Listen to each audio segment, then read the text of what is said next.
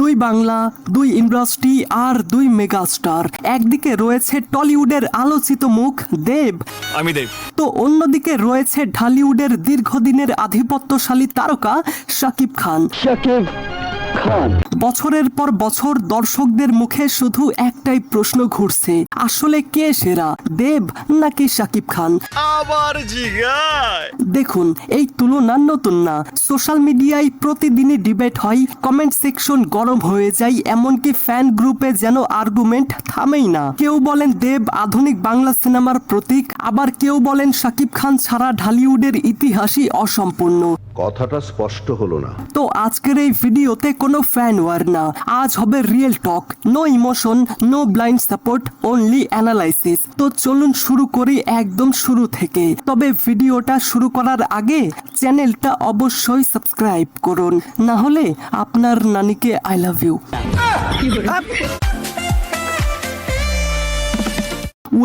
দেবের যাত্রা শুরু হয়েছিল রোমান্টিক হিরো হিসেবে। প্রথম দিকে তাকে অনেকেই শুধু চকলেট বয় ইমেজেই দেখতেন, কিন্তু সময়ের সাথে সাথে তিনি নিজেকে বদলে ফেলেছেন। তিনি এখন শুধু নায়ক না, তিনি একাধারে প্রযোজক হয়েছেন, ঝুঁকি নিয়েছেন, এমনকি নতুন নতুন স্টোরিতে কাজ করেছেন। তিনি বুঝেছিলেন to survive you must evolve.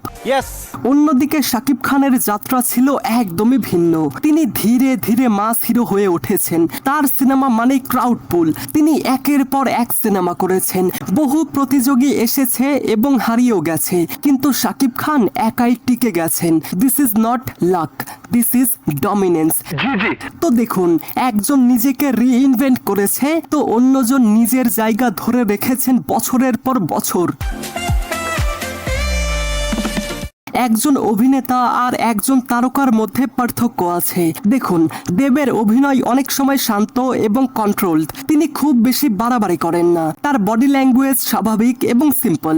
শহুরে দর্শক তার কাছে খুব সহজেই কানেক্ট করতে পারেন।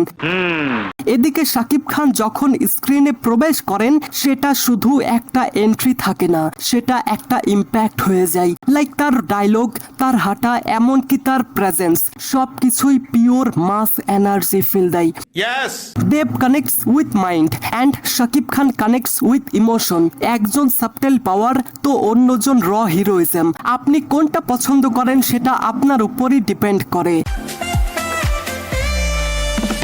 আপনারা হয়তো সবাই জানেন সিনেমা একটা আর্ট বা শিল্প, আর এখানে শেষ কথা বলে বক্স অফিস। জানি শাকিব খান বহু বছর ধরে ঢালিউডে একাই সিনেমা টেনেছেন।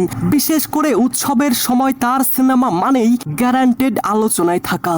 বহুবার তিনি প্রমাণ করেছেন he can carry a film on his shoulders.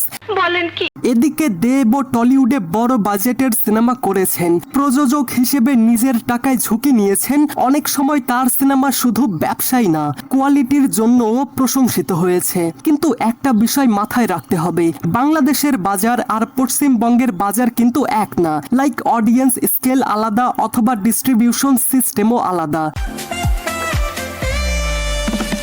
দেব সময়ের সঙ্গে সঙ্গে নিজেকে বদলেছেন। তিনি রোমান্টিক থেকে পলিটিক্যাল, এমনকি সোশ্যাল ড্রামা, বিভিন্ন ধারা এক্সপ্লোর করেছেন। তিনি কখনোই সেফ জোনে থাকেননি। এদিকে শাকিব খান দীর্ঘ সময় ধরে তার মাস ইমেজ ধরে রেখেছেন। দেখুন, এটা কিন্তু সহজ না। মাস অডিয়েন্স ধরে রাখা অনেক কঠিন, জানি। আর পরে তিনি গল্প ভিত্তিক এবং বড় বড় প্রজেক্টেও নিজেকে নিয়ে গেছেন। দেখুন, দুজনের স্ট্র্যাটেজি আলাদা, কিন্তু এটাও মানতে হবে দুজনই কিন্তু সফল। দেব পলিটিক্সে অ্যাক্টিভ, একজন নির্বাচিত প্রতিনিধি হিসেবে তিনি কাজ করছেন। তার পাবলিক ইমেজ শুধু অ্যাক্টর নয়, তিনি পাশাপাশি একজন সোশ্যাল ফিগার। এদিকে শাকিব খান তারকা হিসেবে নিজের পরিচয় ধরে রেখেছেন। বিতর্ক এলেও তিনি নিজের কাজ দিয়ে উত্তর দিয়েছেন। তো সেই হিসেবে দেব ক্যারি করছে একটা পলিটিক্যাল রেসপন্সিবিলিটি, আর শাকিব খান ক্যারি করছে সিনেম্যাটিক লিগেসি।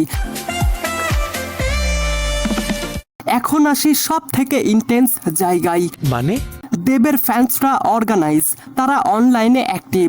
এদিকে শাকিব খানের ফ্যান্সরা অত্যন্ত প্যাশনেট। ফর এক্সাম্পল, শাকিব খানের কোনো সিনেমার টিজার, ফার্স্ট লুক অথবা কোনো ট্রেইলার রিলিজের কয়েক মিনিটের মধ্যেই হাজার হাজার কমেন্ট আর হাজার হাজার রিয়াকশন। আর এটা রিয়েল ফ্যান পাওয়ার। এইটা গর্ব করার মতো।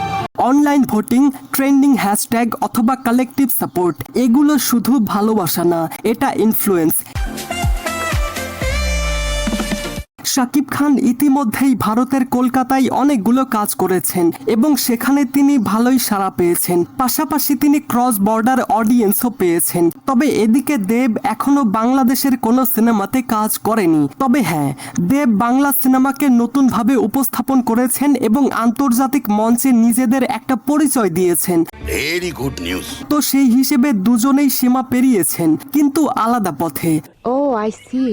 গাইস, আমি ভিডিওটা এখানেই শেষ করছি। কেন? কারণ এটা ভিডিওর প্রথম পার্ট। তো প্রথম পার্টে আমরা দেখলাম জার্নিতে দুইজন আলাদা, স্টাইলে দুইজন আলাদা, এমনকি মার্কেট স্ট্র্যাটেজিতেও দুজন আলাদা। কিন্তু মানতেই হবে একটা জিনিস মিল আছে, দুইজনই তাদের ইন্ডাস্ট্রির সব থেকে বড় নাম। অবশ্যই। So who is the best? এই প্রশ্নের উত্তর এত সহজ না। তো আপনি কি পার্ট 2 এর জন্য রেডি? যদি রেডি থাকেন তাহলে কমেন্টে লিখুন ইয়েস। তো দেখা হচ্ছে পরবর্তী ভিডিওতে।